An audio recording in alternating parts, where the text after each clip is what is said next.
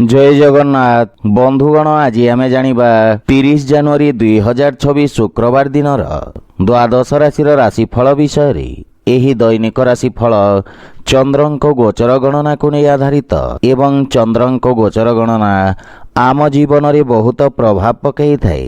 तो आसंतु सर्वप्रथमे जानिबा आजिर तिथि और राशि नक्षत्र विषय रे। आज हेउची 30 जनवरी 2026 शुक्रवार माघ शुक्ल पक्ष द्वादशी दिवा 11 घंटा 9 मिनिट गते त्रयोदशी। आज आरद्रा नक्षत्र रात्र 3 घंटा 28 मिनिट गते पुनर्वसु नक्षत्र। आज मिथुन चंद्र अहोरात्र। आजिर सांवत्सरिक श्राद्ध द्वादशीर एकधिष्ट पार्वण। आजिर शुभ बेला प्रातः 6 घंटा 32 मिनिट रु 7 घंटा 17 मिनिट पर्यंत। आजिर सूर्योदय प्रातः 6 घंटा 32 मिनिट। आजिर सूर्यास्त संध्या 5 घंटा 42 मिनिट। आज कन्या राशि पुरुष और कुंभ राशि महिला मानक घात चंद्र एवं बिछा धनु और मीन राशि घात बार। आज पोई और मसूर खाइबा निषिद्ध। तो बंधुगण आसंतु जानिबा आजिर राशिफल विषय रे। ता पूर्वरु आम चैनल को जो मैंने नुआ करी आछंती तले थिबा लाल रंगर सब्सक्राइब बटन को दबाई आम चैनल को सब्सक्राइब करंतो और पाखरे थिबा घंटी बटन को दबाई ऑल रे सिलेक्ट करंतो। काहेकि ना आमे अपलोड करिथवा प्रत्येक वीडियो नोटिफिकेशन आपण सर्वप्रथमे पाई परिबे। तो प्रथमे जानिबा मेष राशि विषय रे। आपणक तृतीय भाव रे चंद्रदेवंक गोचर आपणक प्रभाव क्षेत्र रे वृद्धि करिब। विरोधी और शत्रु चाहिले मध्य आपणक किछि क्षति करि परिबे नहीं एवं समय आपणक पई अत्यंत शुभ रहिछि एवं भाग्य मध्य आपणक सपक्ष रे रहिब। सेथिपई समस्त समस्या सहजरे दूर करि परिबे। योजनाबद्ध भाव रे करा जाइथिबा समस्त प्रकार कार्य रे उत्तम सफलता अर्जन करिबे एवं पारिवारिक जीवन रे कौनसी प्रकार शुभ समाचार पाई आपणक मन प्रसन्न रहिब। पितांक सहयोग और मार्गदर्शन द्वारा आपण विशेष लाभवान हेबे तथा जीवन साथी सहित संबंध रे सुधार आसिब एवं पारिवारिक सुख सुविधा रे आपण खर्च करिबे। आर्थिक स्थिति क्षेत्रर विकास हेब एवं नुआ कार्य योजनार रूपरेखा प्रस्तुत करिबे। आपणक स्वास्थ्यावस्था उत्तम अनुकूल रहिब एवं प्राणायाम करिबा द्वारा निर्णय नेवा क्षमतार विकास हेब। आज आपण ओं श्री गणेशाय नमः मंत्रर जप करंतो शुभफल पाइबे। वृष राशि नुआ योजना हेतु आर्थिक सहयोग प्राप्ति हेब। जे कोनोसी निवेश पई समय अत्यंत शुभ रहिछि किंतु कोनोसी प्रकार निर्णय नेवा पूर्वरु अनुभवी व्यक्ति परामर्श नेबा उचित। आपण आत्मविश्वास रे परिपूर्ण रहिबे। वाणिज्य तथा व्यवसाय रे उत्तम परिवर्तन करिबे एवं पारिवारिक जीवन रे भाई भौणी पक्षरु पूर्ण सहयोग मिलिब। आपण निज मधुर वाणी द्वारा समस्तंक प्रिय भाजन हेबे। परिवार रे आपणक प्रभाव रे वृद्धि घटिब एवं आपणक व्यक्तित्व रे आसीथिबा परिवर्तन को समस्ते प्रशंसा करिबे। परिवार रे नम्रतापूर्ण व्यवहार द्वारा लाभ तथा मानसिक शांति प्राप्ति हेब किंतु आर्थिक स्थिति रे आपणको सामान्य सावधान रहिबा उचित एवं कोनोसी प्रकार आर्थिक देवानेबारु दूरे रहिबा उचित। लंबा समय देखा दउथवा स्वास्थ्य अवस्था रे सुधार आसिब। आज आपण गोमाता को खाइबा को दियंतो शुभफल पाइबे। मिथुन राशि चंद्रदेवंक आपणक राशि को परिवर्तन आपणक व्यक्तित्व रे सकारात्मक परिवर्तन आनिब एवं आक्रामकता रे हानि घटिबारु सहकर्मी मानक पक्षरु पूर्ण समर्थन मिलिब। पूर्वरु देखा दउथवा समस्यार समाधान और नुआ मार्ग प्रशस्त हेब। पारिवारिक जीवन रे जीवन साथी पक्षरु आपणको पूर्ण सहयोग मिलिब। आपणको मध्य जीवन साथी भावना को आदर करिबा उचित। परिवार रे सुख समृद्धि आसिब एवं बालक मानक सहित शुभ समय व्यतीत करिबे तथा ଆପଣଙ୍କ ପ୍ରଭାବରେ ସମସ୍ତେ ପ୍ରଭାବିତ ହେବେ। ଆର୍ଥିକ ସ୍ଥିତି ଆହୁରି ସୁଦୃଢ଼ ହେବାକୁ ଲାଗିବ ଏବଂ ବ୍ୟବସାୟର ବିସ୍ତାର ଯୋଜନାରେ ଆପଣ ଖର୍ଚ୍ଚ କରିବେ। ଆପଣଙ୍କ ସ୍ୱାସ୍ଥ୍ୟାବସ୍ଥା ମଧ୍ୟ ଉତ୍ତମ ଅନୁକୂଳ ରହିବ ଏବଂ ତ୍ୱଚା ସମ୍ବନ୍ଧିତ ରୋଗରୁ ମୁକ୍ତି ମିଳିବ। ଆଜି ଆପଣ ତୁଳସୀ ବୃକ୍ଷରେ ଜଳ ଅର୍ପଣ କରନ୍ତୁ, ଶୁଭ ଫଳ ପାଇବେ। କର୍କଟ ରାଶି, ଆପଣଙ୍କ ଦ୍ୱାଦଶ ଭାବରେ ଚନ୍ଦ୍ରଦେବଙ୍କ ଗୋଚର ଆପଣଙ୍କ କାର୍ଯ୍ୟକ୍ଷେତ୍ରରେ ସମସ୍ୟା ଉତ୍ପନ୍ନ କରିବ ଏବଂ ମାନସିକ ଚିନ୍ତାରେ ବୃଦ୍ଧି ଘଟିବ। ନୂଆ କୌଶଳର ପ୍ରୟୋଗରୁ ବ୍ୟାପାର ତଥା କାର୍ଯ୍ୟକ୍ଷେତ୍ରରେ କିଛି ବଡ଼ ପରିବର୍ତ୍ତନ କରିବେ। ନୂଆ ତଥ୍ୟ ସଂଗ୍ରହ କରିବେ ଯାହା ଭବିଷ୍ୟତରେ ଆପଣଙ୍କୁ ବିଶେଷ ଲାଭାନ୍ୱିତ କରିବ ଏବଂ ପାରିବାରିକ ଜୀବନରେ ଭୁଲ ବୁଝାମଣାର ସ୍ଥିତିକୁ ଆସିବାକୁ ଦିଅନ୍ତୁ ନାହିଁ। ପରିବାର ସଦସ୍ୟଙ୍କ ସହିତ ଭବିଷ୍ୟତର ନୂଆ ଯୋଜନା ପ୍ରସ୍ତୁତ କରିବେ। କିଛି ନୂଆ କାର୍ଯ୍ୟ କରିବାର ଆଗ୍ରହ ପ୍ରକାଶ କରିବେ। ଆପଣ ନିଜ ସୁଖ ସୁବିଧାରେ ବ୍ୟୟ କରିବେ। ଆର୍ଥିକ ସ୍ଥିତି ସାମାନ୍ୟ ରହିବ କିନ୍ତୁ ଖର୍ଚ୍ଚରେ ନିୟନ୍ତ୍ରଣ ବଜାୟ ରଖନ୍ତୁ, ଅନ୍ୟଥା ଭବିଷ୍ୟତରେ ଆର୍ଥିକ ସ୍ଥିତି ପ୍ରଭାବିତ ହେବାର ସମ୍ଭାବନା ରହିଛି। ଲମ୍ବା ସମୟରୁ ଲାଗି ରହିଥିବା ସ୍ୱାସ୍ଥ୍ୟ ସମସ୍ୟା ଆପଣଙ୍କୁ ହଇରାଣ କରିବ, ସେଥିପାଇଁ ସ୍ୱାସ୍ଥ୍ୟ ନିୟମର ପୂର୍ଣ୍ଣ ପାଳନ କରନ୍ତୁ। ଆଜି ଆପଣ ଅସହାୟ ବ୍ୟକ୍ତିଙ୍କୁ ସାହାଯ୍ୟ କରନ୍ତୁ, ଶୁଭ ଫଳ ପାଇବେ। ସିଂହ ରାଶି, ଆପଣଙ୍କ ଏକାଦଶ ଭାବରେ ଚନ୍ଦ୍ରଦେବଙ୍କ ଗୋଚର ଆପଣଙ୍କ ଜୀବନ ସ୍ତରକୁ ଉଚ୍ଚ କରିବ। କାର୍ଯ୍ୟକ୍ଷେତ୍ରରେ ନୂଆ ପରିବର୍ତ୍ତନ ଆପଣଙ୍କ ବାଣିଜ୍ୟ ଓ ବ୍ୟବସାୟର ବିସ୍ତାର କରିବ ଏବଂ ନିଜ ଲକ୍ଷ୍ୟ ହାସଲ କରିବାରେ ଆପଣ ସଫଳ ହେବେ। ଆପଣଙ୍କୁ ଆଗକୁ ବଢ଼ିବାର ଅବସର ପ୍ରାପ୍ତି ହେବ। ପାରିବାରିକ ଜୀବନରେ ପରିବାରର ସ୍ଥିତି ମଜବୁତ ହେବ। ପରିବାରରେ ସୁଖ ସମୃଦ୍ଧି ଆସିବ। ପିତାଙ୍କ ସହଯୋଗ ଓ ମାର୍ଗଦର୍ଶନ ପ୍ରାପ୍ତି ହେବ।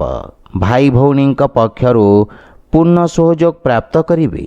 ପ୍ରେମ ଜୀବନ ପାଇଁ ମଧ୍ୟ ସମୟ ବିଶେଷ ଶୁଭ ରହିଛି ଏବଂ ଆର୍ଥିକ ସ୍ଥିତିରେ ପୂର୍ବରୁ ବକେୟା ଦେଇଥିବା ଅର୍ଥ ଆପଣ ଫେରି ପାଇବେ ଏବଂ ଆର୍ଥିକ ସ୍ଥିତି ପୁନଃ ଉତ୍ତମ ହେବାକୁ ଲାଗିବ। କାର୍ଯ୍ୟରେ ଅଧିକ ପରିଶ୍ରମ ବା ଗମ୍ଭୀରତାର ଆବଶ୍ୟକ ରହିଛି। ଜୀବନସାଥୀଙ୍କ ସ୍ୱାସ୍ଥ୍ୟ ସମ୍ବନ୍ଧିତ ସମସ୍ୟାର ସାମ୍ନା କରିବାକୁ ପଡ଼ିବ, ସେଥିପାଇଁ ବିଶେଷ ସାବଧାନ ରୁହନ୍ତୁ। ଆଜି ଆପଣ ହନୁମାନ ଚାଳିଶାର ପାଠ କରନ୍ତୁ, ଶୁଭ ଫଳ ପାଇବେ। କନ୍ୟା ରାଶି, ଆପଣଙ୍କ ଦଶମ ଭାବରେ ଚନ୍ଦ୍ରଦେବଙ୍କ ଗୋଚର ଆପଣଙ୍କ କାର୍ଯ୍ୟକ୍ଷେତ୍ରରେ ସକାରାତ୍ମକ ପରିବର୍ତ୍ତନ ଆଣିବ ଏବଂ ସ୍ଥିତିରେ ସୁଧାର ଦେଖିବାକୁ ମିଳିବ। ଆପଣ ସମସ୍ତ ପ୍ରକାର ଲାଭ ଅର୍ଜନ କରିବେ। ପୂର୍ବ ସମୟରୁ ଅଟକି ରହିଥିବା ଧନ ଆପଣ ଆଜି ଫେରି ପାଇବେ ଏବଂ ଆପଣଙ୍କ ପଦ ତଥା ପ୍ରତିଷ୍ଠାରେ ବୃଦ୍ଧି ଘଟିବ। ନୂଆ ବ୍ୟବସାୟ ପ୍ରାରମ୍ଭର ଯୋଜନା ପ୍ରସ୍ତୁତ କରିବେ। ପାରିବାରିକ ଜୀବନରେ ସନ୍ତାନ ପକ୍ଷରୁ ପୂର୍ଣ୍ଣ ସହଯୋଗ ମିଳିବ ଏବଂ ପିତାଙ୍କ ଆଶୀର୍ବାଦରୁ ସମସ୍ତ ବାଧାବିଘ୍ନ ଦୂର କରି ସଫଳତାପୂର୍ବକ ଆଗକୁ ବଢ଼ିବେ। ପ୍ରେମ ସମ୍ବନ୍ଧରେ ପ୍ରସନ୍ନତା ତଥା ସନ୍ତୁଷ୍ଟିର ଅନୁଭବ କରିବେ ଏବଂ ପାରିବାରିକ ବାତାବରଣ ସୁଖଦ ହେବ। ବୈବାହିକ ଦାମ୍ପତ୍ୟ ଜୀବନ ସୁଖମୟ ହେବ। ଆର୍ଥିକ ସ୍ଥିତି ସୁଦୃଢ଼ ରହିବା ସହିତ ପୁରୁଣା ଋଣଭାରରୁ ମୁକ୍ତି ମିଳିବ କିନ୍ତୁ ସ୍ୱାସ୍ଥ୍ୟାବସ୍ଥାରେ ସାମାନ୍ୟ ସାବଧାନ ରହିବାର ଆବଶ୍ୟକତା ରହିଛି। ଆଜି ଆପଣ ସୂର୍ଯ୍ୟନାରାୟଣଙ୍କୁ ତିଳ ମିଶ୍ରିତ ଜଳ ଅର୍ପଣ କରନ୍ତୁ, ଶୁଭ ଫଳ ପାଇବେ। ତୁଳା ରାଶି, ଆପଣଙ୍କ ନବମ ଭାବରେ ଚନ୍ଦ୍ରଦେବଙ୍କ ଗୋଚର ଆପଣଙ୍କ ଭାଗ୍ୟରେ ବୃଦ୍ଧି କରିବ କିନ୍ତୁ ଆପଣଙ୍କୁ କିଛି ମାନସିକ ଚିନ୍ତା ମଧ୍ୟ ଲାଗି ରହିବ। ଆପଣ ପରାକ୍ରମୀ ତଥା କର୍ମଠ ରହିବେ ଏବଂ କାର୍ଯ୍ୟକ୍ଷେତ୍ରରେ ସମସ୍ତ ସମସ୍ୟାର ସମାଧାନ କରି ସଫଳତା ପ୍ରାପ୍ତ କରିବେ। ରାଜନୀତି ସମ୍ବନ୍ଧିତ ବ୍ୟକ୍ତିଙ୍କ ଖ୍ୟାତି ତଥା ଆର୍ଥିକ ବିସ୍ତାରର ଯୋଗ ରହିଛି। ପାରିବାରିକ ଜୀବନରେ ପରିବାରର ସହଯୋଗ ଆପଣଙ୍କ ସହିତ ଲାଗି ରହିବ।